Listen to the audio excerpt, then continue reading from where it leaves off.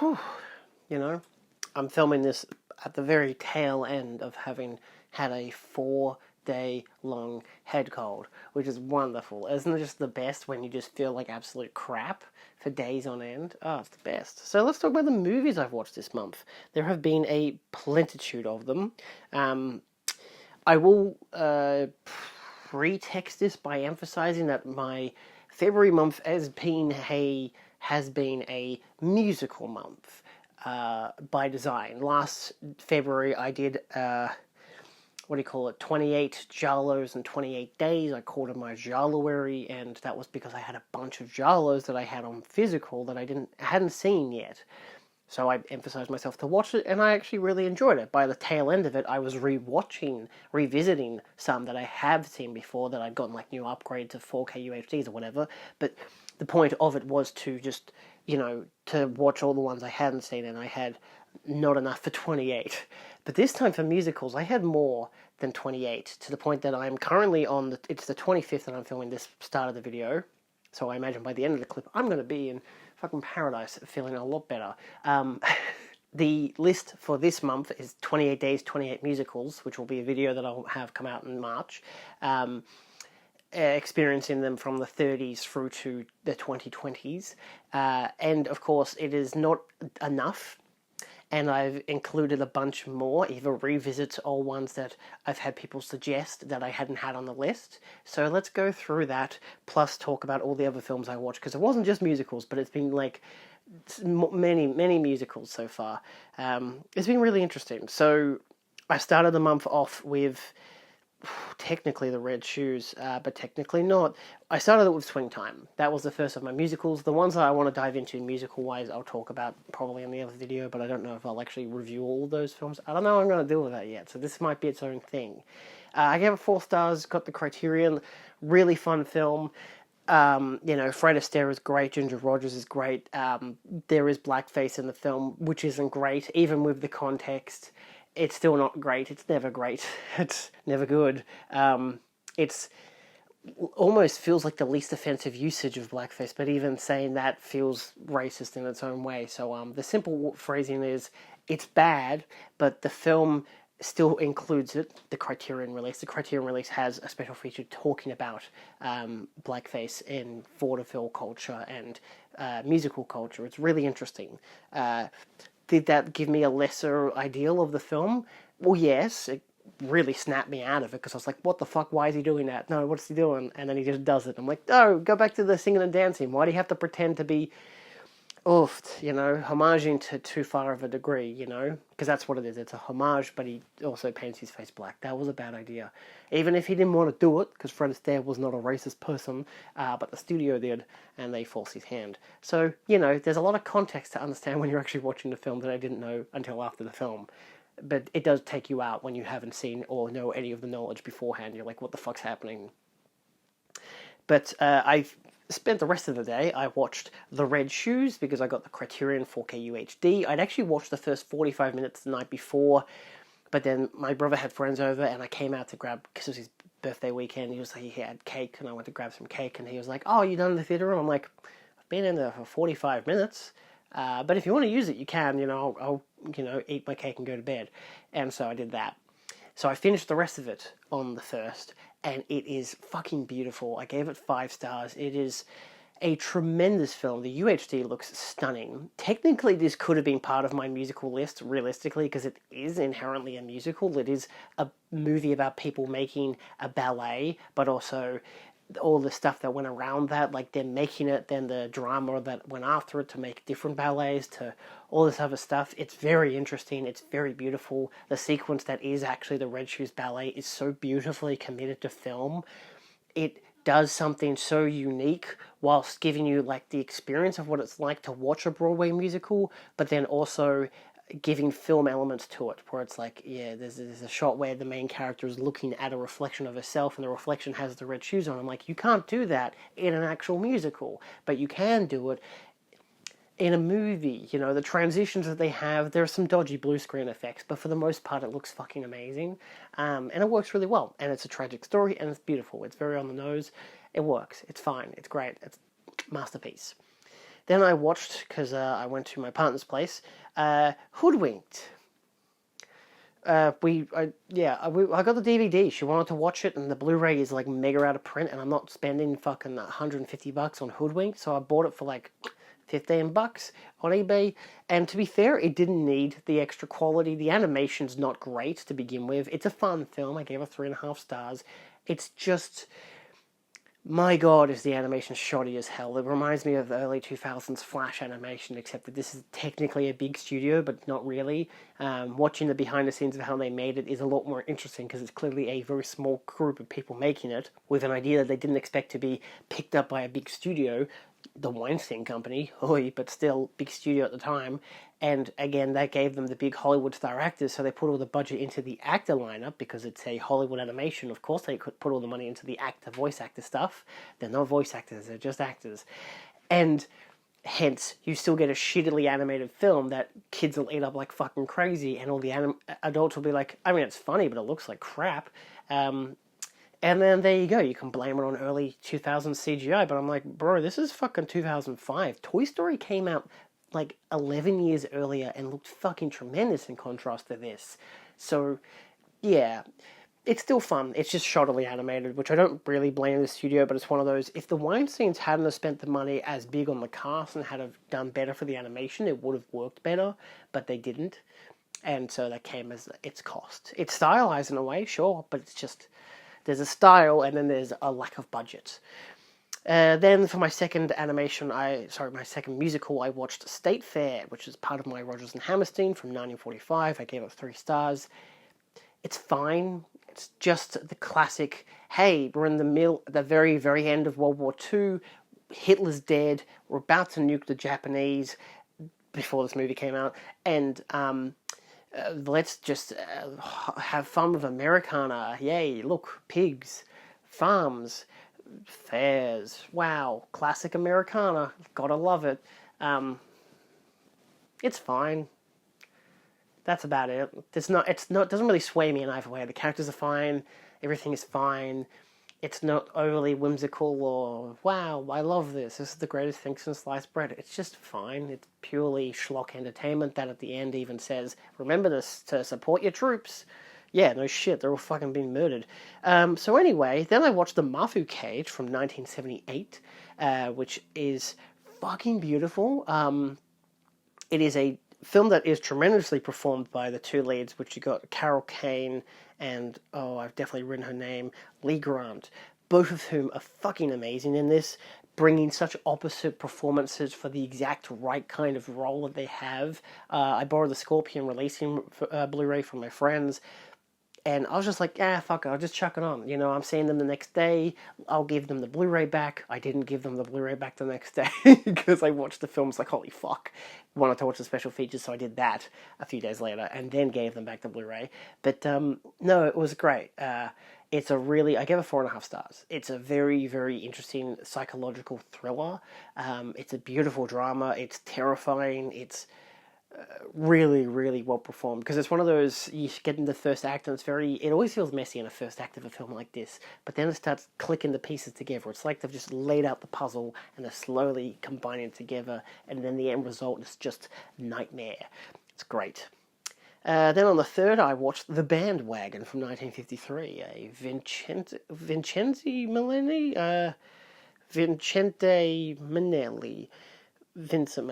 Anyway, I give it 3.5 stars. It is not the masterpiece people claim it to be. I do not understand why they think it's so good.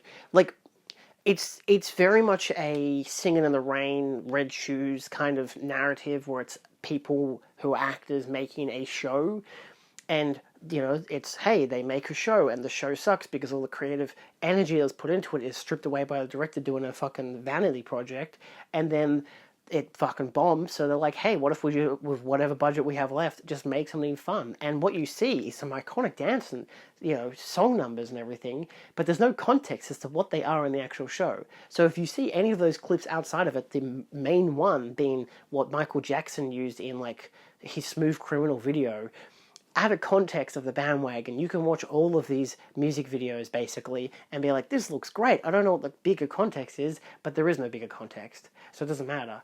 They're fun set pieces, but that's about it. So the tail end of the film is really good for that, and the first half is really good for the drama and the character development and all that, but it doesn't tie well together. You know, like Singing in the Rain is able to incorporate, in Red Shoes, able to incorporate the play, the show, the movie that they're putting on into the actual narrative that we're watching as a picture. They were able to use it thematically and everything, and it works, but in this one it doesn't. So, yeah. Anyway, still very beautiful, you know, good Fred Astaire, I'm aging kind of movie. Good Technicolor.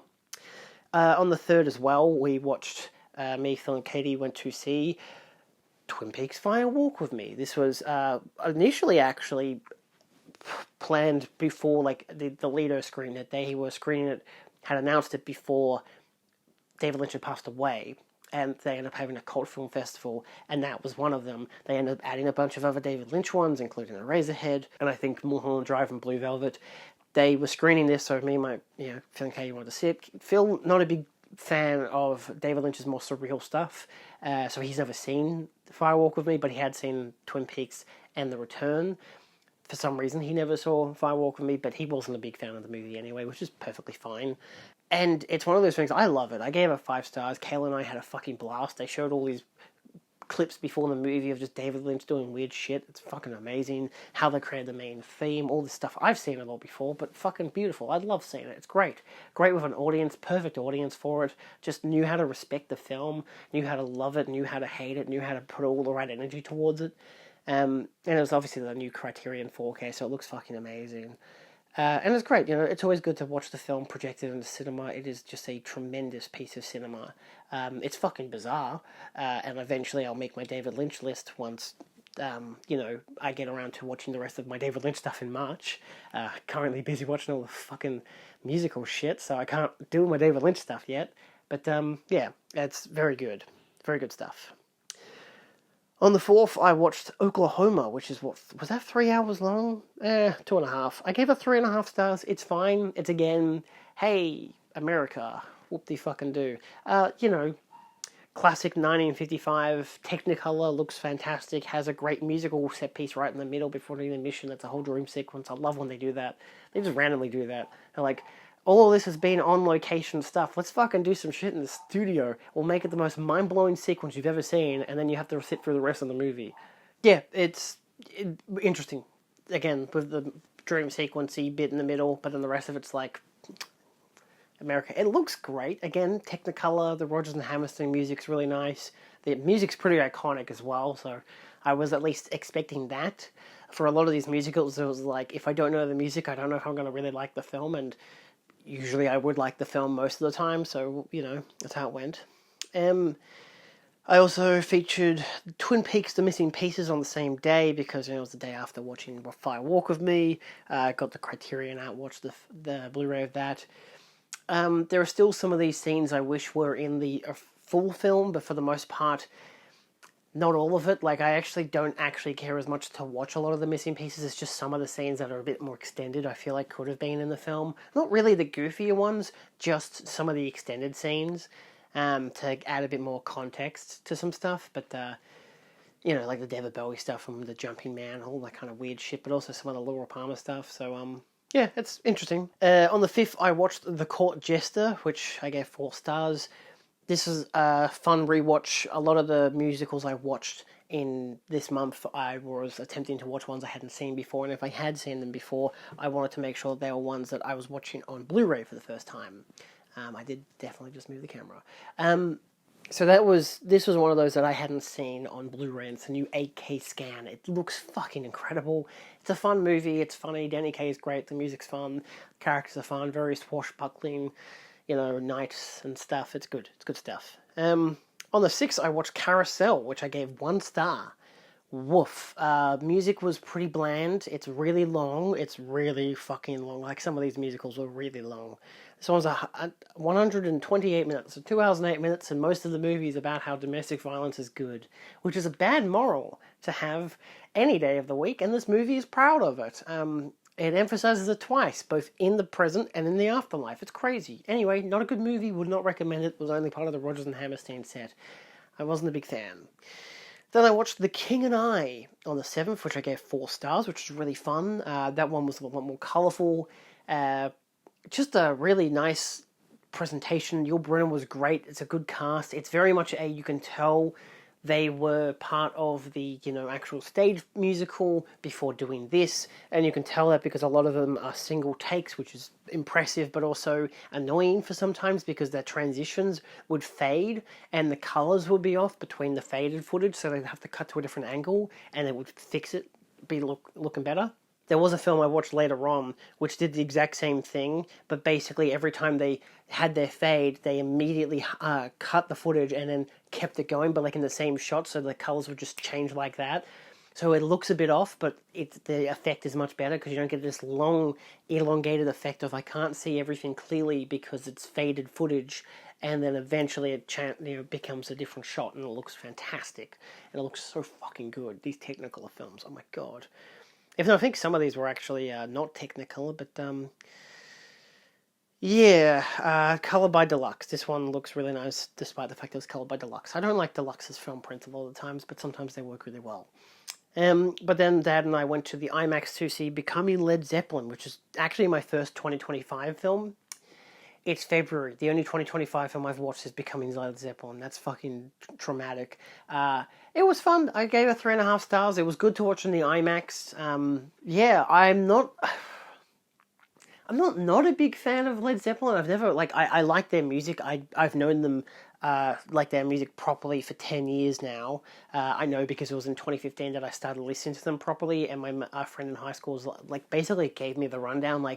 They have made some amazing music that also has a lot of, stolen music. But at the same time, it's great, but it's also one of the most overrated bands of all fucking time. Even though she was a huge Led Zeppelin fan, if you can have that dissonance of they're great, but also they're way overrated, it's great, So it was interesting to watch this because it felt like part 1 of 3 of a documentary. This one is Becoming Led Zeppelin.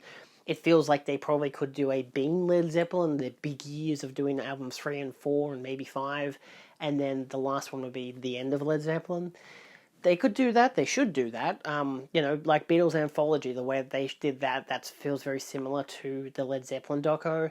There's still some very takes in it where it feels like they're just saying things to make themselves sound better, but it is what it is. It was just the interesting part for me was the first 45 minutes talking about their childhoods and stuff and how they eventually got into music and how they all were in different bands and doing different recording stuff and all this kind of stuff before they became a group together and then suddenly were just Led Zeppelin. The way that they just became Led Zeppelin so quickly, the name change is really, really funny because it happens within 20 seconds. It's a blink and you'll miss it thing because it's so uneventful, their name change, which their previous name was fucking stupid as shit, so it's it kind of works. But yeah, so it was definitely interesting. It was great watching it in the IMAX because listening to that big soundscape for some of the songs, especially because they broke down how they made some of the songs, was really, really nice. And there was even a whole section where you could just close your eyes and listen to the sounds going around you. I'm like, this is amazing. But then they got these weird fucking visuals on the screen where I'm like, yeah, it's not great, but it's fine at the same time. I appreciate it for the cinematic experience, because you get to see a couple of their shows as well. It's a nice encapsulation. So again, that's a musical theme thing, but it wasn't part of my musical list, so that was kind of in that bracket. On the 8th, I watched South Pacific, which I gave 4.5 stars. I thought it was just beautiful, delightful. The music was great. The characters were really interesting. It's a really interesting drama.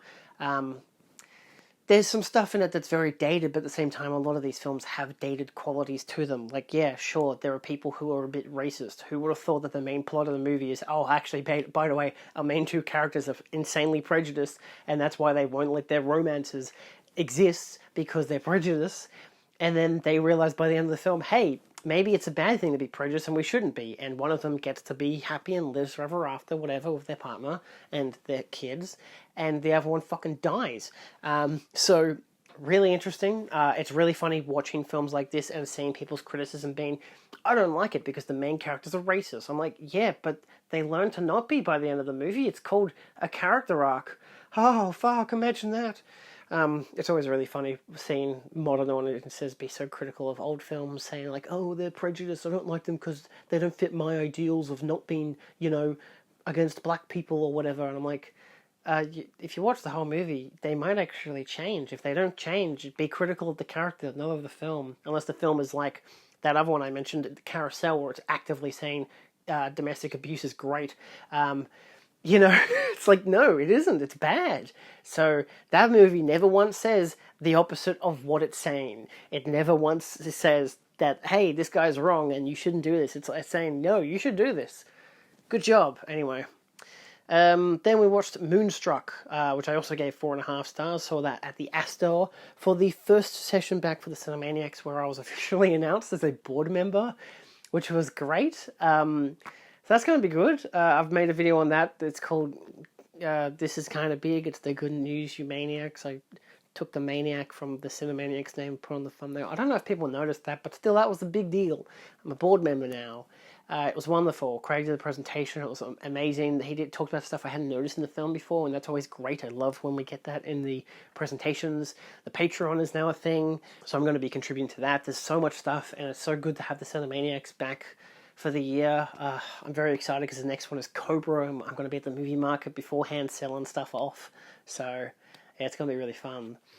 Anyway, then we have Gypsy, which I watched on the 9th. I gave it 3.5 stars. This one was not as interesting as I kind of expected. I had a colleague suggest this to me, so I bought the Blu-ray for my musicals watch, and I wasn't big on it. I'm like, I would have preferred the story of Gypsy. Instead, we're getting the story of her fucking mother. Like, didn't they do the same thing with the Serena Williams biopic where they're like, oh, it's about her dad. Isn't he, like, great? Look, it's King Richard, yada, yada, yada. I'm like, fuck off. I don't want to learn about him. I don't really care to learn about Serena Williams either, because I just don't give a shit about tennis. But I prefer to watch a Serena Williams biopic than a fucking look at her dad biopic. It's like I'm pretty sure the Michael Jackson one's going to be about his fucking dad. I'm like, oh, the guy who abused his kids? Yeah. Can't wait to see that on the big screen. Oscar Beatty piece of shit. Anyway, Gypsy, on the other hand, was fine. I gave it 3.5 stars. It's okay. There's some fun set pieces and an interesting conversation on, like, burlesque and the striptease and whatever, but I'm like, it doesn't have enough territory to say that actually burlesque and stripteasing is an art form. Instead, it's kind of just overly critical of the whole thing, and I'm like, oh, that's not great. Like, burlesque is an art form. Stop fucking lying to yourself. Like, at least in the period context, it makes sense because, sure, but it's like, she at least, Gypsy realizes that this is her calling. This is what she's good at, and it's what she loves. So I'm like, there's kind of a bit of wiggle room there, but it could have been a bit less about the mother and more about her. So anyway, I did a double feature with my partner, came over, we watched Mary Poppins, which, fucking beautiful, 4.5 stars. I'm just an absolute delight of a film. Wonderful music, really fun, interesting political discussions in it with the suffragette stuff and just capitalism is evil, all that fun stuff. Which is also kind of the part that weighs it down, the whole... Right, the plot of this movie is about a banker getting a fucking... keeping his job, I think. It's got a really weird plot. Like, it's such an insane plot. But it's obviously really fun when, Dick Van Dyke's character's on screen, when Julie Andrews is on screen. They're always so fun, and the music is so boppy, and the animated number is so fucking well done. There's a whole featurette on the Blu-ray, which I would wholeheartedly recommend, the 50th anniversary Blu-ray. Beautiful remaster, has all the old legacy DVD features, or at least the majority of them, which goes into how they made the musical numbers, and it's so fucking beautiful. Like, I was trying to guess while we were watching, I'm like, there's either a blue screen and they're cutting this out frame by frame because, of course, it's animation. You do that for live-action animation. But then when they show how they do it, like, this is exactly what I expected, but so much more complicated and also so much more admirable. Amazing craftsmanship. But then we watched The Wild Robot from 2024, which I gave 4.5 stars. It's actually now in my top 10 of my favourite films of last year, which is why I don't like doing those films at the end of the fucking year, because we in Australia don't get them for many months after that. But beautiful. Amazingly animated, a really beautiful, heartfelt story, great adventure. You think the plot, which is set up pretty early on, is going to, once it kind of gets resolved in hour in, is, oh, what the fuck else does the rest of the movie have to talk about? And then it keeps going, and you're like, holy shit, this is getting insane. So it starts really cooking. Beautifully animated, great voice cast, 100% recommend. The 4K looks incredible. On the 11th, I watched Viva Las Vegas, This was Blu-ray I'd picked up at Play Music DVD. I was initially going to watch it, then my DVD was actually a 4:3, and so I couldn't watch that, or at least I didn't want to, and I was going to King Creole instead, but then I found this at the Play Music, so I bought it. It's fine. It's a fun movie. Like, I gave it 3 stars. It's nothing outstanding in my way of looking at it. Like, I need the context of the rest of Elvis's pictures, because Dad was like, this is the best of his generic music stuff. You know, you go for the good acting stuff like King Creole and you get a great performance and you get a great story and you get some good musical things, but this one is mostly about the music and the funness of him and Anne Margaret. Is that her name, Anne Margaret? Yeah, Anne Margaret. And this is maybe the first time I'm properly seeing Anne Margaret in the movie. I do have another Bus Riley Goes to Town or some shit that I have on Blu-ray that she's in that I want to watch. I didn't love her performance in this. It seems eccentrically cartoonish. Like, it feels like she's in an Austin Powers film satirizing this type of film, but this type of film is the type of film that Austin Powers satirizes 30 years later. But apparently, even Dad was saying how she basically acts like that in the film to stand out from everyone else, because you got to stand out as the love interest for one thing, but she does all these weird facial expressions. There's a whole part where they're doing a sing and dance number and she starts making these loud noises and they just kept them in, and I'm like, what are you doing? Why is she screaming? What's happening? So I wasn't fond of it. It does look pretty, and it has a very fucked up ending. A lot of murder and bloodshed and explosions, and just wraps up like that, because 85 minutes and you're fucking out of there. Time to watch the next movie. Actually, I don't even think it's 85 minutes. It was like 82, wasn't it? No, it was 85. It just feels like, yeah, the wrap up is within 20 seconds, and then they still play another music number at the end over the credits. Crazy. It was fine. Anyway, so to rectify that, because I wasn't huge on that movie, I still enjoyed it. I still think it's fun. I watched King Creole, which Dad has a DVD of, and it's definitely an older print, which I'd like to get the new Blu-ray, because apparently it's a new 4K master. It still looked great. Definitely had some, dated, like, cigarette burns and shit. But I gave the film 4.5 stars. It is so fucking compelling. The music is great, the scenery, the whole New Orleans vibe, the tragedy of the whole thing, but then also just the Elvis numbers are so well incorporated into it. Like, you got some great iconic numbers just played because he can just do that, and that becomes part of his character. Like, oh, he's just a really good singer. Let's make him the singer of this club, but also this bad guy club man wants to own him, and then it's like, all this interpersonal drama. It's fucking great. An amazing cast. Who's the lead actress? Carolyn Jones in it is so fucking good. Walter Matthau is so good. It's so amazing to watch this and think, holy shit, Elvis could act. And then see Viva Las Vegas and think, I guess he could still kind of act, but not really well. So, On the 12th, I did a double feature of The Sound of Music, which I gave 5 stars because it is the best Rodgers and Hammerstein film. No fucking doubt about that. It's iconic. It's beautiful. It's so immersive. And then the last, 45 minutes is, by the way, this is the most thrilling movie you'll ever see. Like, it's just, not really the most thrilling, but it becomes this intense thriller of, hey, by the way, Nazis. It's insane. I've been to so many of the locations where this was filmed, so having watched it now after all these years, because again, this is a rewatch, and then seeing those places and being like, I've been there. I've been to Salzburg. My mum was a big fan of the movie, so we had to go to Austria and look at the place. And it's fucking encapsulating. It's a gorgeous movie with some great characters and some great numbers, and Nazis. So there you go. But then I watched Dragon Inn because they were screening at the Cinematic, I think it's called actually, at Acme. They're doing a whole season on this director. My only issue with it is the fact that I was so focused on watching Sound of Music, which is long, that I couldn't go out to watch the movie. And I was like, but I was just like, I've got the Blu-ray. I want to watch my Blu-ray. And the Blu-ray was great. Wonderful to watch it. It would have been great on the big screen, but even my mate who saw it was in the front row, and it was like, it was still fantastic with an audience, but just in the front row, it's like, oofed. But he was rewatching it. If I had seen it like that the first time, I would have been fucking out of my head. But it was wonderful. It's a beautiful masterpiece, 5-star film. It is just insane cinema. Wholeheartedly worth watching. Definitely recommend it. I was going to watch the next week the something Zen that he also did, which apparently is better than Dragon Inn, but I had a head cold for the past couple of days, so I wasn't able to watch it, which sucks. Then on the 13th, because Valentine's Day, I watched... the precursor, Galentine's Day, I actually changed my viewing habits. I was meant to watch Thoroughly Modern Millie on the Thursday, but because it was 2.5 hours long, I watched it on the Friday. So on the Thursday, I watched Yellow Submarine, which I gave 5 stars, and it's fucking amazing. And the new 4K restoration looks so fucking good, and the music is incredible, and I love it because it's the Beatles, and I grew up with this movie, and I love it. It's psychedelic as shit, and it's so goddamn good, and it's got such a really fun message, and it's just so beautifully animated. Oh, it's bizarre. Anyway, good movie. And, just casually went to the Astor with Caitlin and her friend Lady D, and we saw our mate Terrence there, and we got to watch Showgirls in 35mm at the Astor, which is great because the guy who runs the Astor, Zach, was there with his partner, which was really funny. A guy who I'm pretty sure has no idea who the fuck I am. But we watched it in 35mm for Galentine's Day, and it was a fucking dream. It was an incredible projection. The film print was immaculate, even for 35mm. Sometimes there's damage and shit, and that was only happening between the transitions of the actual film reels. It looked so fucking good. It was amazing to watch. The audience knew exactly what to expect. Even those who hadn't seen it were willing to participate in just how fucking insane of an experience it is. Like, we could all appreciate just how fucking funny the movie is, and how beautiful the movie is, and how fucked up the movie is. I remember the first time watching it, because I gave it 4 stars initially, but 5 stars this time.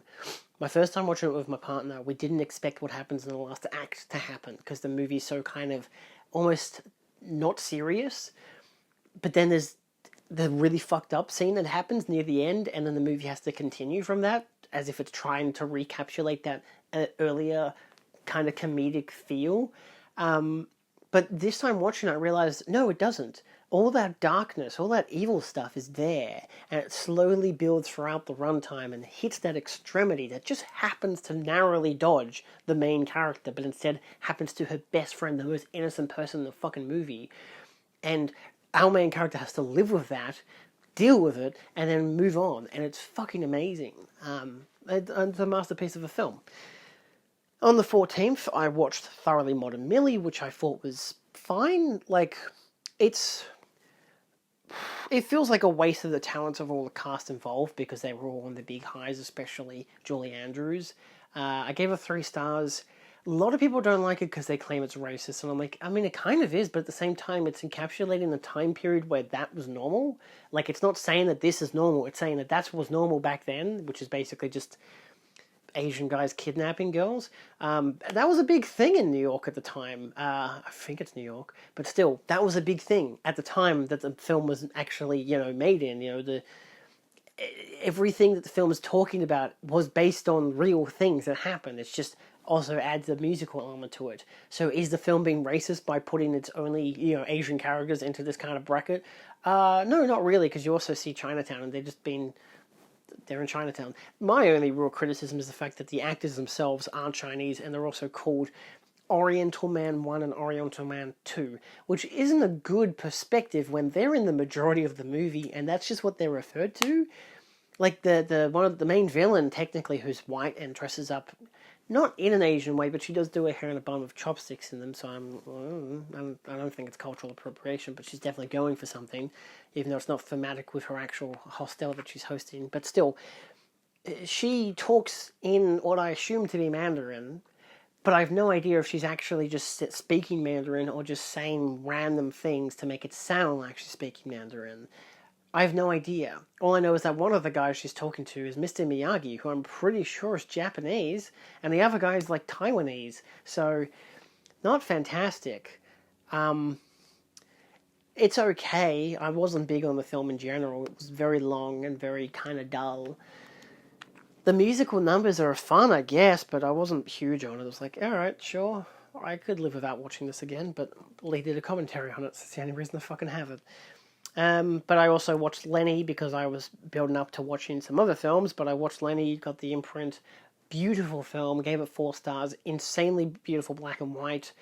The imprint version has a great video essay talking about Fosse's work, especially with Lenny, and that's when I realized, oh fuck, this is a Fosse film, and also, so are 2 more I had on the list, so is another one I own, so I've decided to, right after watching Lenny, I watched Sweet Charity, and I loved Sweet Charity. I watched the first half of the movie on the Friday night, and on the Saturday I watched the second half of the movie. They don't really have an intermission, but it kind of does. But this version, I watched the longest cut available. It kind of has an intermission. It's a beautiful film. I loved it. I'm like, this is insanely good. I love Shirley MacLaine in it. Fosse's work is it's just so encapsulating, so visually lush and beautiful, and the characters are so fun. It's one of those things where apparently it wasn't very well received when it first came out and all this kind of stuff, but I wanted to watch it because Lee did a commentary on it, but also I just realized I'm like, if I want to do all these Fosse films that are later in his career, but even though his career didn't span a long time when it came to him as a director, obviously, he died. I haven't seen Star 80. I don't have Star 80, but I watched the other two films, which I'll talk about in a minute. But it was wonderful. I gave it 4.5 stars. Amazing film. I highly recommend it. It's really fun. It's good. Then I watched Song of Norway. I gave it 1.5 stars. It's really boring. It's long. It's like, and when I say long, most of these films are almost 3 hours. It's 142 minutes long. I'm losing my voice. I gave it 1.5 stars. This was one that Lee did a commentary with John Harrison, which I will have to watch eventually. Which could be really interesting. I mean, Lee knew his shit, and it could be interesting to hear them chat for almost 2.5 hours, just over. I'm not a big fan of the film, though. I think it looks pretty, sure, because it's got a lot of shots of just Norway, but it also is just really boring. The characters are not interesting. They're not compelling. The drama's not compelling. The musical numbers are really boring. It's just all very boring. It's so fucking dull. The editing is awful because they got like the guy's wife to edit it, and it's just fucking awfully done. It just randomly cuts to just footage of just nature because they just shot too much fucking footage of nature. Look at how pretty Norway is. Forget how boring the movie is. Look how pretty Norway is. And that's the movie. I wouldn't recommend it. Anyway, to rectify that, I watched Charlie's Angels Full Throttle, the unrated cut, which does feature gratuitous violence. I didn't expect that for 60 extra seconds of footage. You expect Charlie's Angels is going to have some, I don't know, something a bit gratuitous with its sexual performances, because it's a very horny movie. But no, it's just got death scenes and blood. That's about it. Definitely worth watching over the theatrical cut, but at the same time, you might not even notice the difference, but it's noticeable because they kill off 2 of the main characters and they don't even emphasize that in the theatrical cut. Not the way that they do in the unrated cut. But it's a fun movie. Give it 4 stars. You got to be in the right headspace for it because of how it's basically a commentary on just everything it's doing. It's like on the verge of like a good ripping, biting commentary on like feminism and stuff, but also the most dude bro, hey, horny, because women, ooga wooga kind of movie at the same time. It's a fucking hell of a trip. Just both of the two sides of the parties meeting together and being like, here's Charlie's Angels Full Throttle. It's better than the first one. It's considered maybe a cinematic masterpiece. It's hard to say. It's fucking goofy as shit. Anyway, on the 16th, I double featured Fiddler on the Roof, the 3-hour-long film. Beautiful, wonderful, great time to rewatch it. Very politically biting, especially in today's day and age of, hey, society fucking sucks. Anyway, great film, amazing, great numbers, interesting characters, really good story, beautifully shot. 4.5 stars, wonderful, love it. Moving on to my 5-star movie, Little Shop of Horrors. I wasn't expecting to watch this, one of my favourite musicals, and my brother and his girlfriend were like, we want to watch Little Shop of Horrors. And I'm like, not without me, you're not. So we watched the director's cut, 10 minutes longer than the theatrical, even though no one wanted to go to bed earlier, but I'm like, fuck you, man, we're watching the big monster showdown, because he had never seen a director's cut. Turns out, Jordan had seen a director's cut. She'd only ever seen the director's cut, so I got to show her the ending for the theatrical cut after the movie finished to give her an idea of what it looked like, and she was like, yeah, I kind of prefer the director's cut, and yeah, duh. 5 stars, wonderful, greatest movie ever made, easy peasy.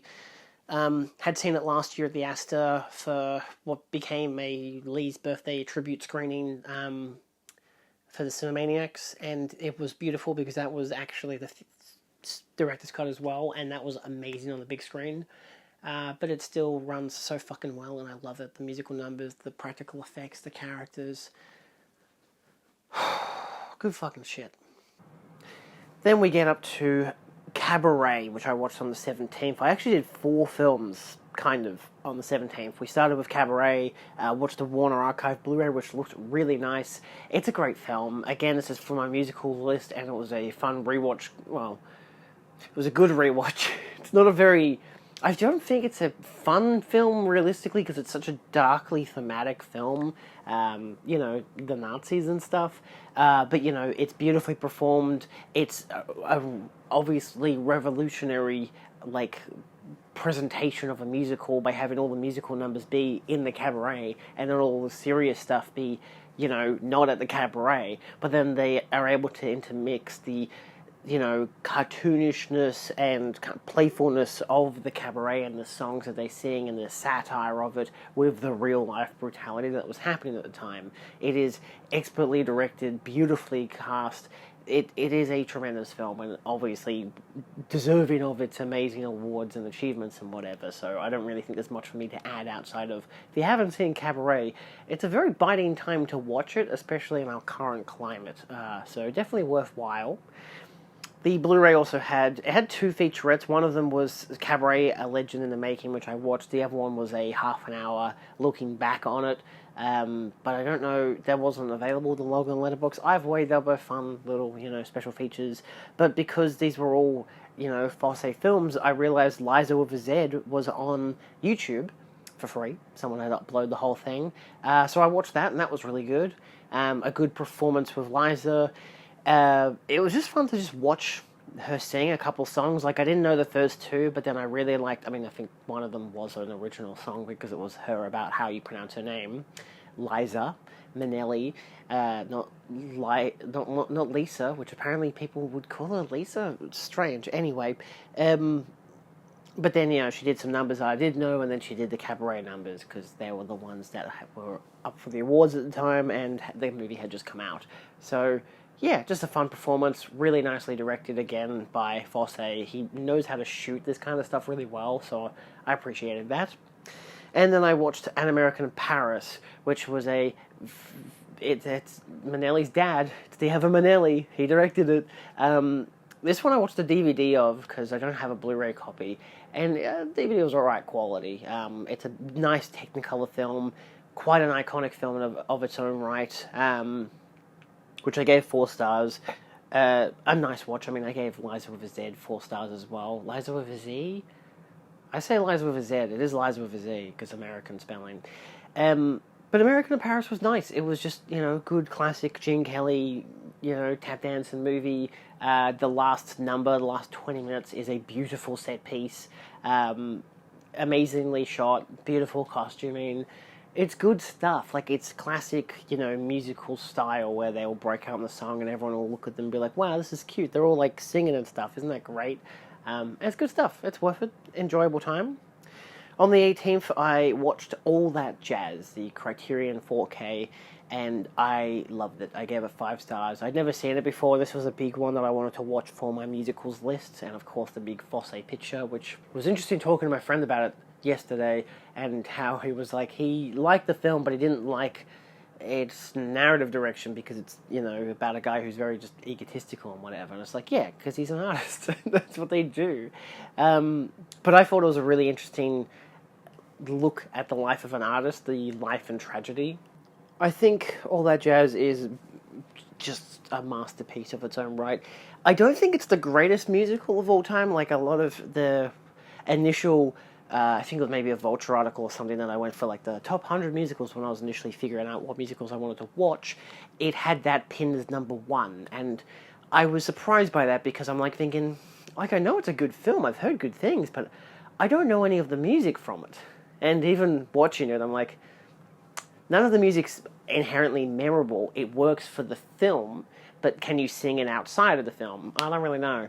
But I still gave it 5 stars. I think it's a terrific film, terrific visual art form. Yeah, and I mean, again, it works as a interesting follow-up to Cabaret in its narrative style, how they utilize music and dance and everything because it's about putting on a show, very much reflecting on something like The Red Shoes or Singing in the Rain and stuff like that. So, yeah, I mean, it's far from my favorite musical of all time. Again, Little Shop of Horrors, but fucking good. So I'll give it that.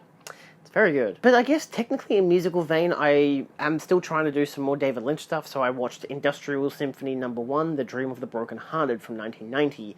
This was a 50-minute long kind of music video, which is all to do with Julie Cruz's first album, which was all written and conducted by David Lynch and Angelo Badalamenti, with lyrics by them as well, and Julie Cruz just basically sang all the music. I don't think she even wrote a single song of it, but it is her first album, which I have as well now and as an actual CD, which is great. And it gives you more context as to when you look at the album cover art and everything, you're like, oh, that makes sense as to why the album cover art looks that way, because a lot of the images are taken from the music video. And it is a really, really beautiful music video. I gave it 4 stars. It seems silly to call it a music video, but that's basically what it is. It's one elongated video of just all the different songs on one set playing out in this really Lynchian fashion and whatever. It's really good. There were some really fun numbers in it. I knew all the songs basically anyway because, you know, a lot of them are featured in Twin Peaks. And yeah, it's very good. It's an iconic piece. I love that it's all on YouTube. Someone uploaded a 4K restoration of it, which doesn't look properly 4K, like it just looks like an upscaled version, but someone had like the VHS rip, and I'm like, yeah, the 4K one does look better, so I'll stick with that. But yeah, on YouTube, easy to find. Then on the 19th, this is when my head cold became really bad, so I took the day off work, and I watched Sparrow from 2008, which is a Johnny To film. I have never seen a Johnny To film. This is part of the Chameleon Films lineup. I have all of their films so far. I did a whole video on it the other week, doing a Blu-ray review on the film. The film is tremendous. Beautifully jazzy score, really fun characters, really interesting story, amazingly shot. It is a hell of a film. I gave it 4.5 stars. I highly recommend that it's worth watching, especially the Chameleon Films release. It looks fucking great. They've also done a bunch of other Johnny To films, ones that are more known for his like more hardcore action, you know, mafia kind of stuff. Well, I probably should say not Yakuza because it's not Japanese, but crime films. I mean, this one still is a crime film, but it's a pickpocket film, whereas that one, all the rest of them, like Election 1 and 2 and some others, are very different. But at least this gives a good perspective, and I feel strangely knowledgeable about those films despite the fact that I have not watched them yet, but I have seen this one. But I definitely want to watch the rest of these films, at least the ones that I own from Chameleon Films. I also watched Annie from 1982 on 4K because it was on my musical list, and Lee had contributed, I believe, the audio commentary as well as some of the interviews. I saw an old Facebook post of his that detailed what he actually worked on, which is basically all the new special features. So I need to properly dive into those to actually see how much of him is in it. But yeah, so I wasn't huge on the film. I'm like, it's fun. I gave it 2.5 stars. It seems like a very low rating. I was even telling Caitlin about it yesterday. I was like, I wasn't so ho-hum on it, but at the same time, it's one of those musicals that it's like, it has fun songs and, you know, a good positive message, I guess, but also when you think about it for more than 5 seconds, you realize it's kind of a really fucked up movie.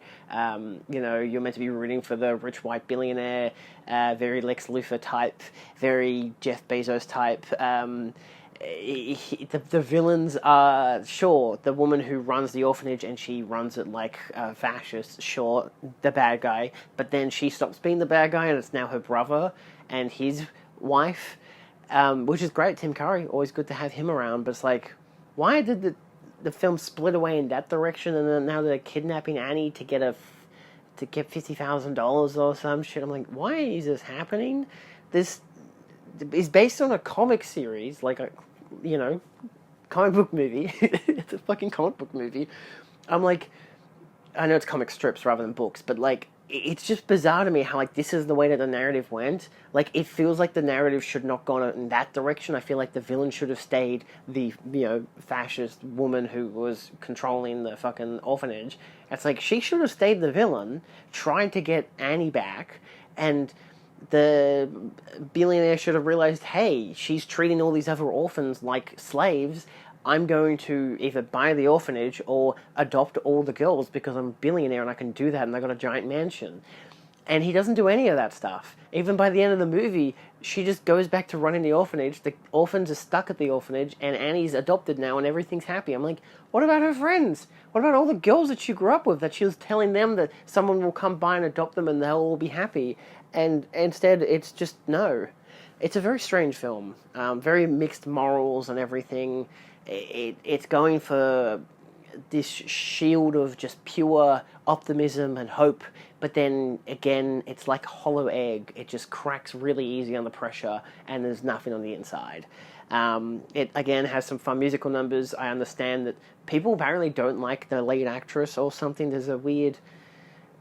Oh man, it was really interesting reading the reviews after this, seeing how people hated and didn't hate certain elements of it. I liked Eileen Quinn as Annie. I thought she was fun. She was charismatic. I thought she sounded good. The lead villain, what's her name? Carol Burnett, I thought she was really good. She seemed like a very interestingly layered villain until her brother just takes it from her, Tim Curry's character. I'm like, she should have been the main villain. She technically was, but she wasn't at the same time. I don't know. I don't understand it. Don't understand how they went in that direction. It has some fun characters. Some of the set pieces are nice. Some of the numbers are nice. I'm not familiar with the Broadway show, so I don't know how vitally different that is, and apparently it's quite different. That they were like, how did they make such a joyous Broadway show into this fucking movie? Which is very interesting. So I would like to look into that to some degree, but I'm not really a Broadway musical kind of person, despite me watching all these movies, which are mostly adapted from Broadway musicals. Who'd have thought it? Yeah, it's interesting, but not one that I was big on. My review on Letterboxd is very detailed as to why I'm very up in the air about it. Yeah. But then on the same 4K, they did have the newly restored in HD Little Orphan Annie from 1932, which is period appropriate. This is a 60-minute long film, despite Letterboxd saying it's 70 minutes. And this one is basically acts, I feel like, as a sequel to the comic strips. And which is interesting because she's already been adopted by the billionaire guy, and suddenly at the start of this movie he's broke, and he's like, I gotta go all the way to this other place in America to do gold mining to become rich again. Meanwhile, she has to stay there and just exist. And I'm like, okay. And then she finds a kid who's just become an orphan because his grandmother's died, so she takes care of him, and then realizes she's not good at taking care of him. Let's go to the orphanage together. And then they both get stuck at the orphanage. She gets him adopted by an old woman who's very much like his grandmother. And then she goes and hangs out with him at his new place. And then the kid jumps out a window almost to his death. And within the last 3 minutes of the movie, he almost dies. They are very sad. And then suddenly he's fine again. And then it's Christmas. And then the Mr. Moneybags is back as Santa Claus. And the movie's happy again. And everything's good. It's very bizarre. It's like an okay film. And then it has a fucking crazy head spin of an ending. I still gave it 2.5 stars, but that one I enjoyed more. I thought the characters were better portrayed. I thought the story was more interesting.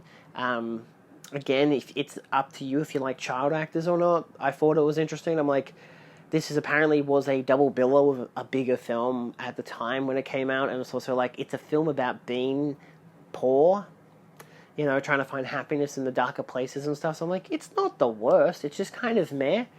But it's meh in a way that's not overly critical, whereas Annie is like, it's better than meh, but it's like really just hollow inside with its messaging. It's bizarre to call them both 2.5-star films. They're both like middle of the road for very different reasons.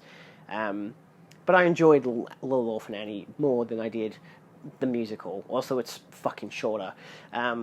Anyway, on the 20th, I watched One from the Heart, the theatrical cut on 4K, and I'll give it this. Beautiful looking films.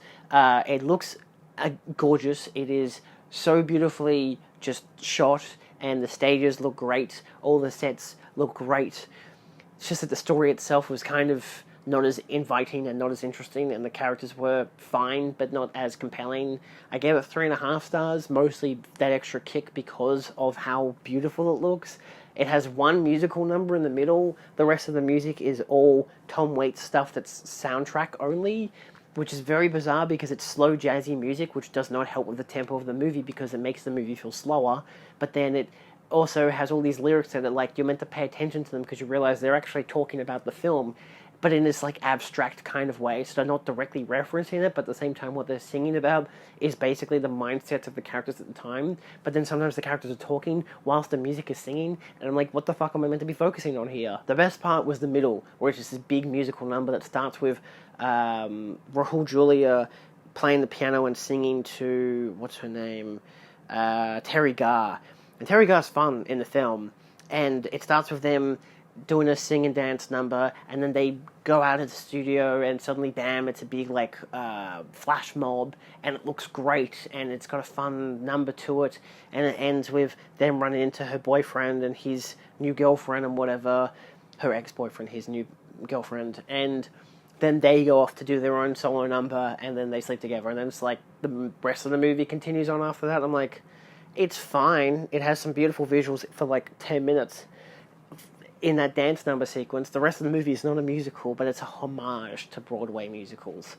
It's as if Coppola wanted to make a Broadway musical, but just did not know how to write musicals, so he just didn't. It's weird, to say the least. It's very beautiful, and it very much seems divisive between audiences. I know people who gave it 5 stars, think it's a masterpiece, and others who are just like, it looks pretty, but it's really dull. And I'm like, I think I'm in that camp. It looks pretty, but it's kind of dull. It's still fine, like I was never bored, but I'm just like, I'm not as compelled. And then even by the ending with the romantic resolution, I'm just like, I feel like they should have emphasized a few more details, like how much the other romantic partners are meant to be their ideal people, and they realize that, nah, it's just not going to work with the ideal person. I'm like, why? Why would it not work with these people? It seems like it will. Like, one of them seems very manic pixie dream girl. It won't work with her. But the Rahul Julia character, I'm like, he seems great. Why wouldn't you? I mean, maybe he's a bit too flaky or something. I don't fucking know. They don't really emphasize some of those details well enough, at least from the way I read it in the first viewing. So, whether I watch the reprise, I don't know. But the new 4K version comes with both cuts, and I was like, I'm going to stick with the theatrical cut, just so I know what it was meant to look like originally, even if Coppola says it was never perfectly finished, and apparently his reprise is. And I still heard people say the reprise is the worst version of the film, so it's hard to say. Anyway, I mean, it's a Coppola film. You get any film of his with 3 cuts, all of them are going to be kind of worse than the previous one, so it's hard to say. And then I double featured that with Fame, because I was still quite sick that day. I had gone to work, but, you know, I was tired when I got home. Still able to appreciate one from the heart, at least. And I watched Fame, because I'm like, look, I'm still doing these musicals. I'm kind of in the mood for Fame. I'm also, like, tired enough that I could fall asleep to it if I wanted to. I wanted something that wouldn't invigorate me too much. But then I just heard the music calling to me. And I'm not even being, like, weird about that. I'm like, it was just, all I could hear was the music from the movie. And while I'm looking at other films to probably watch. So I decided to watch Fame. I gave it 4.5 stars. It's a beautiful movie. I mean, it's one that's, again, it's so funny to look at how people respond to it and realize that, man, a lot of people do not understand how this movie works. It's not meant to... People don't understand how it's narratively driven and everything, but it's about these people in this 4 years of their school life trying to find themselves as, you know... trying to get famous, but, like, not in the traditional American way, you know, of just, I don't know, being in Hollywood or some shit. But it's just a beautifully told story, has some very interesting characters. I think you get enough time with each character respectively. There are some characters I would have preferred more time with, but that's just how it is. With this kind of thing, it focuses on certain people in certain times, in certain highs and certain lows, and that's just giving you an experience, because that's what the film's about. It's about the experience of the hardship of trying to just be someone more than yourself. And it's beautiful. Amazing cast, beautifully done. I mean, it's just a tremendous film. I wholeheartedly worth recommending. And again, it's not a traditional narrative. You don't go into it thinking, oh, I'm going to follow one character and see their character arc go up and down, a 3-act, 3-act structure and whatever. It's like, no, you don't get that. Instead, it's like watching high school unravel for 4 years, but within like 2 hours. It's really interesting. I would love to watch the TV series. On the 21st, I watched Pink Floyd The Wall, which I also gave 4.5 stars. That was my first time watching that on DVD, and it is a beautiful looking film. It's very very full frontal with its mentality and its ideas. But I kind of like that. I think the music reinforces its ideas very well and its narrative. It's very weirdly told in its story, but at the same time, if you know a basic idea and understanding of how it's meant, what it's talking about, it's very easy to follow it. It does become very surreal by the end of it because it's very imaginative as a movie. I'm not a huge Pink Floyd fan. I do like a lot of their songs, and Dark Side of the Wall, Dark Side of the Moon, great album. They do have some really interesting music, very much so. But it's not something I would just put on randomly because a lot of the time, a lot of their music's very psychedelic, sound heavy. Hey, maybe you should take mushrooms while you listen to it, that kind of stuff. And this movie feels like the album of the wall is really interesting narratively, and I think the movie helps to perpetuate the imagery from the lyrics, and I think it works really well for that reason. I don't know, it makes me appreciate the album a lot more, but I still probably would not actively listen to the album outside of the hits from the album. So yeah, because I always kind of had an idea and knowledge of what the visuals should accompany the lyrics, but the movie makes it much more oblique and obvious and works better for me. And it has some really nice animation to it. It's not like high budget Disney kind of stuff, but it is just beautifully stylized and outright depressing. It's very, like, perfectly fucked up. It would work well as like a follow-up to Cabaret or something like that, but mostly again because of its totalitarian fascist imagery and stuff like that, and its commentary on artistic intent and just artistic purpose over just straight up, intolerance and prejudice. Talking about prejudice, I also watched The Hunchback of Notre Dame from 1996. I just watched that, actually, the Blu-ray, part of my musicals list. I'd never seen it before, despite me being... I do have all those animated Disney musicals, even though the next one I plan to watch tomorrow, I don't actually have a physical copy of, which is annoying. But I'd never seen this. I've only seen 3 of the lineup. I mean, I'd seen more of the lineup of the Renaissance period, but I'd only really grown up with, like, Lion King and Tarzan and Aladdin. And this one just was never there when I was a kid, never watched it until now, and I'd seen parts of it, but seeing it in its full picture, you get the better picture and the context. The characters are really rich, their story is really nicely told, it's very quickly paced for a 95-minute long film. It's really good, the music's really good, the villain is great, his big musical number is wonderful, visually it is gorgeous. Like, it starts off in a very traditional Disney animated way with a lot of flat backgrounds and flat 2D characters and whatever, but eventually the backgrounds just start to look gargantuan and the lighting kicks in and it starts to look very powerful, and it has just this great imagery to it. And again, it's kind of like The Lion King in that way, where they'll have much more traditional, usual imagery to have more normal-looking scenery and everything, but then when they want to emphasize theme and character and dominance and all these certain thematic motifs, they'll go for the much more, bolder colors and broader shadows and deeper imagery to it, and it just looks fantastic. It is a gorgeous-looking film. The whole second half of this film fucking slaps. I gave it 4 stars because fuck those gargoyles. Like, I've mostly only seen the gargoyle stuff from this movie, and that kind of didn't make me want to watch it. But then I'm like, wow, in context, these gargoyles suck. They're just like, it's clearly a for the kids thing, you want the kids to find them funny. Oh, hey, it's George Costanza, but he's a fucking gargoyle. I'm like, this is kind of... okay, he's losing to a bird? Like, what the fuck is this? But then the rest of it is like, wow, this is beautiful. And also, everyone's horny for this one person who happens to be voiced by Demi Moore, and I approve of that message. Maybe just don't try to kill people because of it. I don't approve of that message. What else did I watch? It's been a couple days. I've been too busy to film the rest of this video, so I'm going to just try to power through what I watched for the rest of the month, because I watched a lot. Obviously, this video is long enough as it is. On the 22nd, after Hunchback, I watched Hunchback number 2. I gave it 1 star. It's a piece of shit. I just have it because it's part of the 2-pack Blu-ray set. It's even for the 60 minutes, it's not worth watching. It is not just bad, but it's the bad where a character assassinates all the relationships and stories and character dynamics brought up in the previous film. The animation is fucking shithouse in contrast. The characters are just awful. The music still sucks.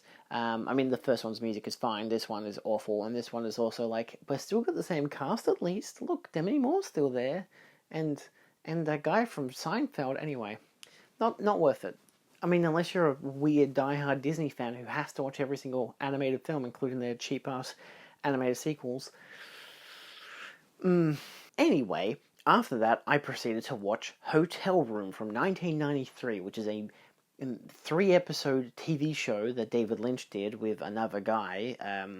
Lynch did the first and last episode, and James Signorelli did the second episode. I liked the first episode. The second episode was fine. It just didn't feel like it went anywhere, which is ironic because none of these episodes fucking go anywhere. And then the third episode is really long. It's like the other two are like 25 minutes, and the third episode is like 40 minutes, or at least it fucking feels like it. It's all set in the dark. It's Crispin Glover and this one girl just talking to each other about their whole life, and then the power comes on, and that's it. That's the whole episode. It's very weird. It's all on YouTube. It's like a 90-minute long thing, so hence you can log it on Letterboxd. It's actually 105 minutes, so it's not even 95. Holy shit. It's weird. But again, if you like David Lynch stuff, his surreal stuff, his weird stuff, even though he didn't even write it, but his direction is there for the first and third episode, whereas the second one, it isn't. It's okay. I wouldn't rank it very highly on my David Lynch list, but it's interesting to watch, and at least it's on YouTube, so you can watch it for free. Anyway, on the 23rd, I watched The Prince of Egypt from 1998, which I'd never seen before. I watched it with my partner. We watched it on binge because it's not a Disney film, which I thought it was. It's DreamWorks. Dumb of me, I should have known that. I have all the fucking Disney animated films.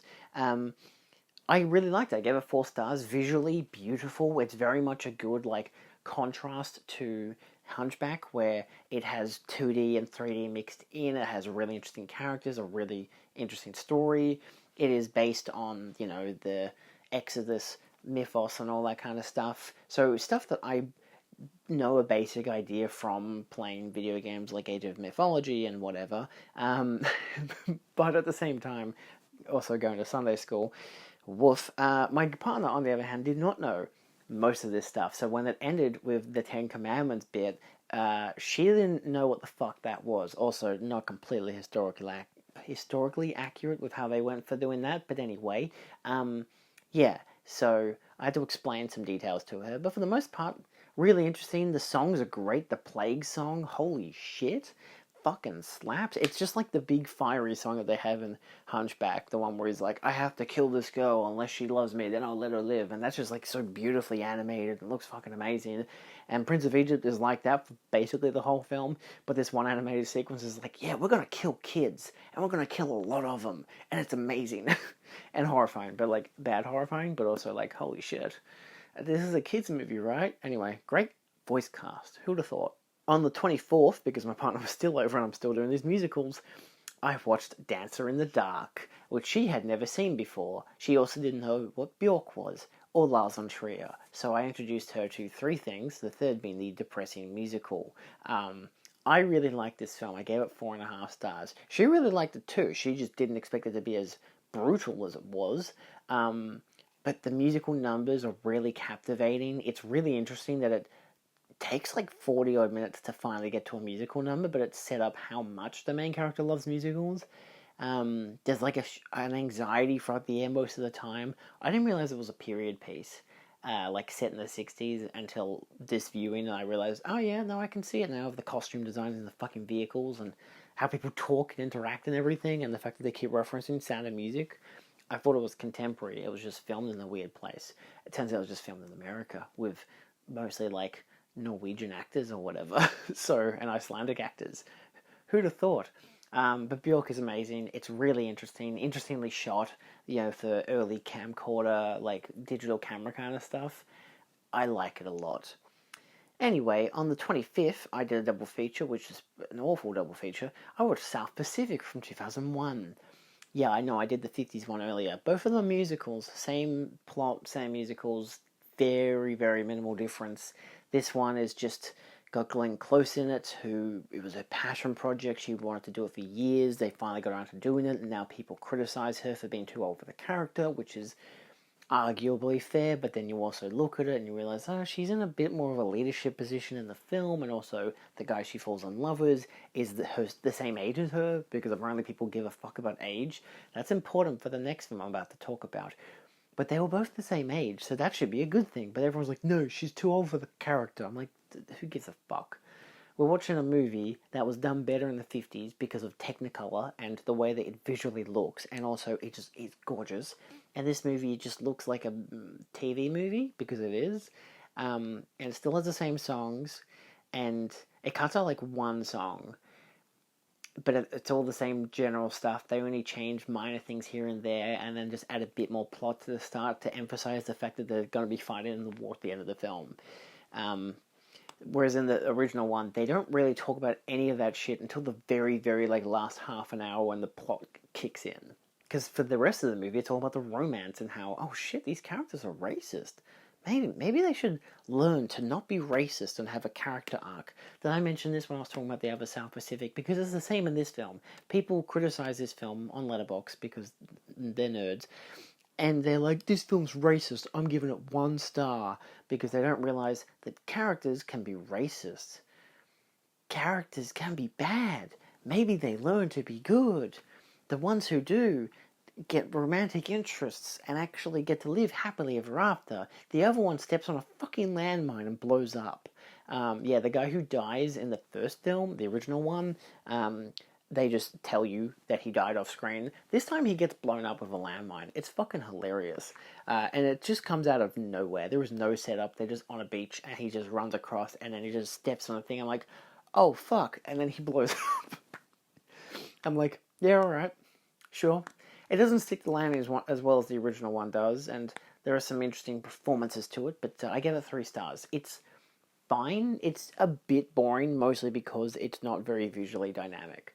You know, the lack of the Technicolor majesty of the original film, the lack of any interesting looking dance numbers. They don't really have any dance numbers. They just stand and talk at each other and sing at each other. But Lee loved it and he did a commentary on it, and that's why I bought the DVD. But I did listen to his interview with one of the actors after the fact, which was really interesting. Hence how I know that it was Glenn Close's passion project. You learn things sometimes. It's wonderful. Anyway, right after that, I was in the mood for another musical that I bought, which was Gigi, the 9 Academy Award winning movie. A movie that tells you that, yes, the Academy industry are all pedophiles, and also they have bad taste in movies, because this movie was awful. I gave it 1.5 stars. It looks pretty, sure. Technicolor wazoo. Costuming wazoo. Casting's not the worst, but they're not people I've actually ever seen before, which is kind of crazy. Including the lead actress. I don't think the girl who plays Gigi, who is Leslie Caron, or Caron. I've seen her in American in Paris. I don't remember her in American in Paris, which is concerning. Who the fuck was she in American in Paris? She was the love interest. Oh. That's concerning. Maybe because she's French. Okay, she obviously didn't stand out enough to me, I guess. That was her. Wow, that's crazy. I mean, it's obviously the same director and everything, and that movie's fantastic. And that was, 51, and this was 58. So that's crazy. This is 7 years later. She's playing a 15 to 16-year-old. They're never explicit about it, but she ain't older than 16. In the book, she's younger. And the opening song, it's a musical, the opening song is Thank God for Little Girls. Yeah, it's very pedophilic. The whole movie's very pedophilic. It starts with an old guy singing about how he loves little girls, and it's from the point of view of when you're a young boy, you love little girls because they're the same age as you, and as you grow up and they grow up into beautiful women, and you can then legally fuck them because you're of age. But for him, he didn't grow out of the part of seeing them past the age of 16. And now he just dates a bunch of fucking young girls. I'm like, no, bad, very bad. I know they're French, but fuck. He's not the main character. The main character is a 30-year-old who decides to groom a 16-year-old into becoming his wife, and she becomes the most plain, boring character ever. If you've seen what's that John Hughes movie where they dance on the thingy? Breakfast Club. If you've seen Breakfast Club and you know the goth girl who becomes a pretty girl by the end, it's the same thing. They just strip her of all her character, all of her independence, everything that makes her interesting. She's the most aromantic character I've seen in any of these movies, to the point that she literally has a whole song about how she sees all these French people making out and doing all sexy stuff, and she's like, I don't understand any of that. None of it means anything to me. I don't have any interest. I'm like, oh, okay, she's either asexual or aromantic. But of course, this is the 50s, so that means that she's just not experienced enough, and she needs to be coerced by a gentleman who happens to be twice her age. Woof. Anyway, not a good film. 1.5 stars. Even the Technicolor gets way too red. Their main room is so fucking red, it's disgusting. Anyway, bad movie. Don't watch it. Awful. Unless you're watching all those Oscars movies, it's a bad one. I feel so bad that this is the one that Vincent won his fucking Oscar for, and all of them won these Oscars for. I'm like, what are you talking about? This is fucking bullshit. American in Paris is a fucking milestone in contrast to this. And the bandwagon is fucking better than this shit. Anyway, I know ironically Gigi is set in France and they film it in France, whereas in American in Paris they couldn't film it in France, they had to film it in America. It annoys the shit out of me for so many reasons. Anyway, to rectify it, on the 26th I watched Chicago. Part of my musicals list, gave it 5 stars. The Blu-ray that they did, they've got a remastered Blu-ray which has a 7.1 mix. It's like remastered in Dolby Vision, which is interesting because it's a standard Blu-ray and it looks incredible. It sounds incredible. It was a fucking glorious 5-star experience. I love this movie. It's one of my favorite musicals. I've always liked it since when I was younger and watched it, and I even remember watching it in uni, and you watch it in uni with a bunch of uni kids, and they're all like, a musical, it sucks, we don't want to watch a musical, but you have to, it's part of the curriculum, and then you watch, and you're like, man, that fucking slapped. Every single music number is awesome, they're all so memorable, the dance numbers are memorable, it's beautiful, it's funny, it's quirky, it's insanely dramatic and realistically a very traumatic story, and it's told in such an interesting way that you're like, man, isn't this movie fun? Holy shit, this women prison stuff is fucking brutal. But hey, look, it's a kooky lawyer. Anyway, Catherine Zeta-Jones, beautiful. Anyway, moving on. Sucker Punch. It's not a musical. It does have one musical number if you watch the extended cut, which I only ever watch the extended cut. I've seen the theatrical cut twice, which fucking sucks. The theatrical cut is awful. The extended cut, a lot better. I gave it 3.5 stars this time. My ratings have gone from like 1.5 stars to like 3 stars for the extended cut to 3.5 stars. I don't love it because it's still dumb as fuck, obviously, but it's very interesting. It has interesting characters, it just has awful pacing and too much shit going on. I don't mind the fact that you basically get like the first 10 minutes and the last 10 minutes are like one story, and then in between that you get this whole extra story which is just an expanded version of those, early parts, giving you the whole, but now we're in a burlesque prison thing, which is fucking stupid. But you get a great dance number in it, which I don't think is in the theatrical cut. It's in the credits, which is pathetic, but it's also in the credits of the extended cut, which is even funnier, because obviously the end credits look so good to begin with. They're like, play it twice, fuck it, it's Oscar Isaac singing, it's awesome, who cares, so you get to at least relive that beautiful moment, hooray, and it looks great. It's got a wonderful set design for that whole musical number, Carla Gugino, wonderful, even though her accent is very weird, the fact that their dream world that baby doll goes into, it's just different like video game-esque levels, and you can say that because she takes no battle damage. She gets hit by a giant samurai in the first fight, doesn't die, and it just gets up and is fine. And I'm like, this is the completely unrealistic dreamscape stuff where who cares, it just looks pretty, let's just enjoy it for what it is. I think my favorite one is still the medieval one with the dragon. it's probably the coolest one. I don't care for the train one as much, and the samurai one is just a bit too goofy. But I don't mind the World War III-ish one. It's not bad. It's very steampunky. I do dig it. But I mean, there is a bloody blimp that explodes, which is pretty cool. But you can't go wrong with a fucking dragon. And the effects look really nice for the film. It's strange. It works really well.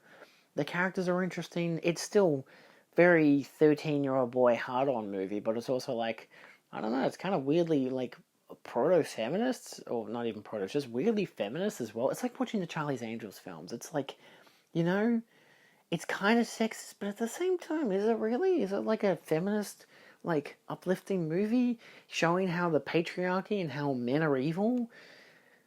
Yeah, it kind of is. It's interesting. Curious movie. Anyway, John Hamm's really interesting in it too, in the extended cut. In the theatrical, again, yucky movie.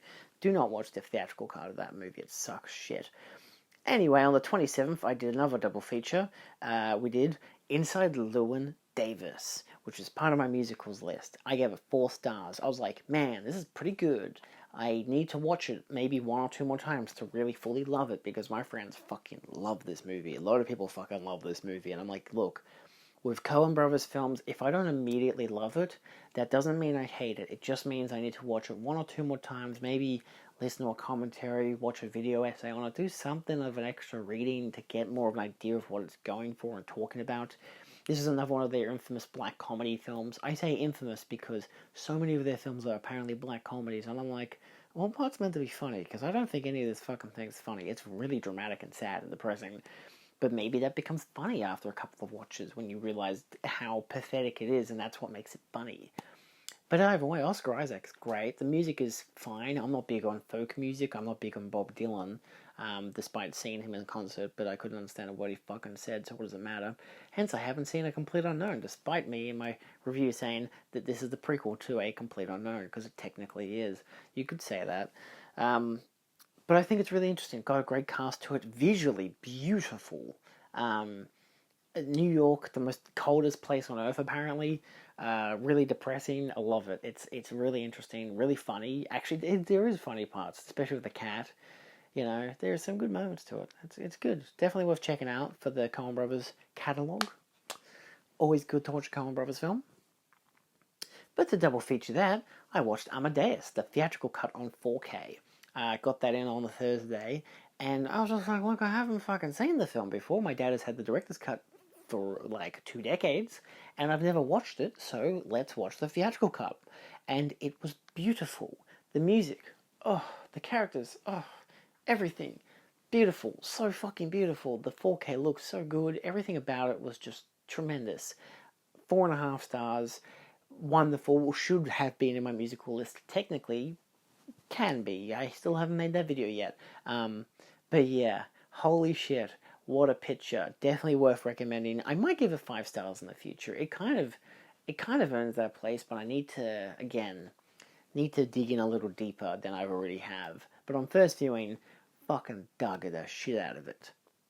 And then on the 28th, to end the month, I did a double feature, which is a very crazy double feature, but that's just how I roll. We started with Wicked. Wow, my last musical for the month. Yeah, it was actually my last musical. It was my planned last musical. I had to buy the 4K because I didn't see it in cinemas. And I really liked it. I gave it 4.5 stars. I don't know. I don't give a shit about the stage musical. Never seen it. Know fuck all about it. This is really funny because this is part 1 of 2, but hey, look, if Dune can do it, if Mission Impossible can do it, then who fucking cares anymore? I think the film's really beautiful. I think Cynthia Erivo is really fucking good. Watching it as it started, I'm like thinking, okay, so Cynthia's a good guy, that's pretty obvious, you know, I don't need to be sold on her character as the good person because it's pretty fucking obvious and it's really interesting immediately. You know, because who would have thought racism bad? Crazy. What a concept. So then I was like, okay, is Glinda a good guy? That's the question. And my brother's girlfriend mentioned how in the musical she starts really high pitch and loud because not loud, but like really high octave because the singer could go that high, but also it's a character thing. as the film proceeds along, as the stage play proceeds along, she goes lower and lower and lower in octave until it kind of seems like she's maybe a bit of a bad guy. And this movie kind of ends with that trail where she's like in the middle ground of like, she's still besties with the witch, but also now everyone hates the witch because they think she's evil, and she has to side with the people who are calling the witch evil even though they're the bad guys. Spoiler alert, the witch isn't the bad guy. Who'd have fucking guessed it? Propaganda at its finest. But the film is really interesting. It's visually, I actually thought was quite beautiful. Maybe it's just the 4K of the Dolby Vision grading. It looks fucking great. I think it really works for the look of the film. The only part that didn't was just the library sequence. It's my only sequence of the whole film. I'm just like, it's not the best because of how it's shot, but also how is the sun coming from one end to another? It's a circle with a roof on top, and the sunlight is coming from two different ends, and I don't understand it, and they don't ever tell you that it's magic or anything, because magic exists, but they don't fucking tell you, oh yeah, we've like redirected sunlight, so like the whole place is filled with natural light, so we don't have to use electricity, even though we have that. We've established that earlier in the film. So it's kind of crazy, it's kind of stupid, but the number that they do, the musical number, is very interesting, and it definitely seems like something that on a stage would be very impressive. So, yeah, I knew some things before I went into this film. Anyway, I thought it was really interesting. Ariana Grande was interesting. The special effects I thought were quite nice for what it's worth. Very much a, hey, it's kind of a bit Hogwarts-like, but fuck it. The school's called Shaz. What's up with that? I don't know. Kind of stupid. But there's a lot of stupid things in this fucking movie. But it happens, and I enjoyed it, and I gave it 4.5 stars. I'm like, hey, I really liked it. I was really captivated by it. I was just like kind of in love with it by the end of it. I'm like, oh my god. The whole final music number is just so beautiful, and just seeing Arrivo just bring so much life to the character, I was just like, holy shit. Also, she's green. Holy shit. Yeah, it's really interesting. I'm very eager to see part 2 when it comes out in 30 years. Anyway, to end the month, we watched The Monkey, which I gave 3.5 stars. I quite liked it. I thought it was goofy. I thought it was fun and stupid. I thought it was really funny how, like, a lot of the story is... Well, how do I preface this? A lot of the story is daddy issues. And it's like, it's not really a horror film to a degree. Like, it is a horror film, but it's not your jump scary horror film that I kind of expected, where the monkey would go around killing people, even though I know it's a toy fucking monkey. It's just two brothers who discover the monkey, they wind it, and it kills people. Like, people just die, and it's just like, whoa, wow, how did they die? But they know it was the monkey, and they're like, oh, we've been cursed by this monkey for the rest of our lives, we can't get rid of it. Because it basically follows them everywhere, by magic. But I thought it was interesting. The first act I really liked, the last act I really liked. The middle was a bit meandering, it took a while to get going, you know, because it was, the first act was basically them as kids, then it's them as him as an adult, and you got to kind of reintroduce everything before getting back to the monkey coming back. And then the last act, they're able to fucking push stuff, and it becomes really interesting. The guy who played Corey from Halloween Ends was there, and I was like, hey, that's Corey, wearing a really bad wig. Sure, like, I dig it. He's there. Good to know that he's still doing movies and hasn't fucking killed himself after people hated him in Halloween Ends. I liked him in Halloween Ends, but that's just me. But then when I pointed out to my mate, he was like, oh yeah, that is Corey. I thought it would look familiar. So I watched it with Phil and Katie. They were not as huge on the film. They gave it 3 stars. They were still okay with it. They just weren't as overly interested by the whole thing, because at the same time, a lot of the blood and gore is heavily CGI.